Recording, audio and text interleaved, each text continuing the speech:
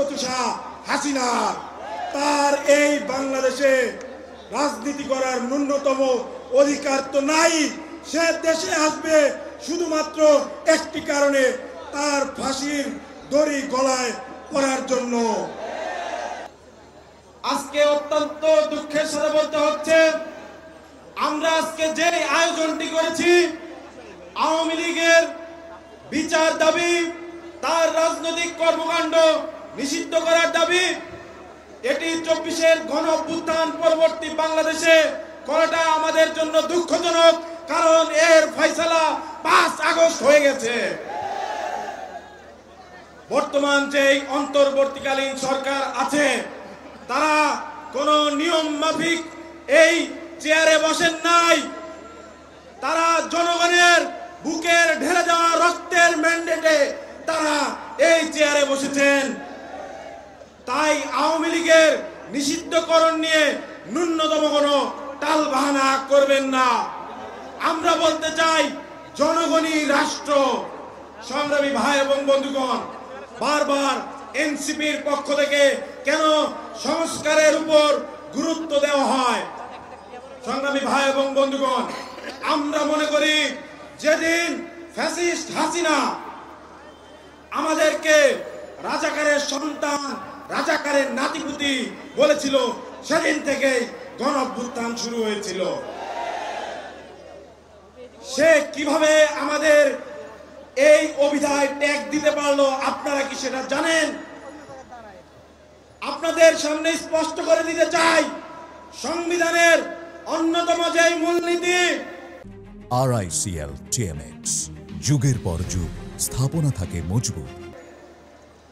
বাঙালি জাতীয়তাবাদ, সেই বাঙালি জাতীয়তাবাদের উপর দাঁড়িয়ে সে আমাদের রাজাকারের নাতিপুতি, রাজাকারের সন্তান বলতে পেরেছিল।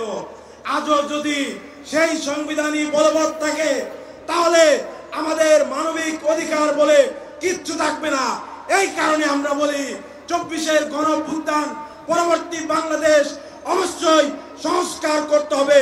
মৌলিক সংস্কারের আগে কোন প্রকার কোন নির্বাচন নয়।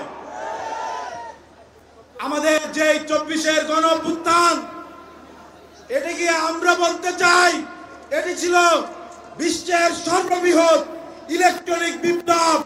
আজও যখন আমরা ইলেকট্রনিক মিডিয়ায় ঢুকি, আবু সাইদের প্রসারিত এই 2টি হাত আমাদেরকে যতবার চোখের সামনে আসে, ততবার কিন্তু আমরা 24-কে স্মরণ করতে পারি। যে বিপ্লব কাশ্মীরের মানুষের আকাঙ্ক্ষিত বিপ্লব ছিল, যেই বিপ্লব ইয়েমেনের মানুষের কাছে পরম আরাধ্য, যেই বিপ্লব ফিলিস্তিনের মানুষের কাছে পরম আরাধ্য, সেই বিপ্লব বাংলাদেশে হয়ে গেছে।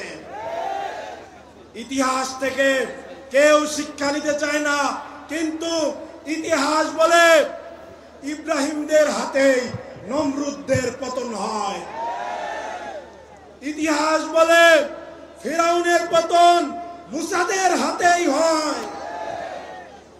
সেই ইতিহাসের এক ঝলক বাংলাদেশে দেখা দিয়েছে।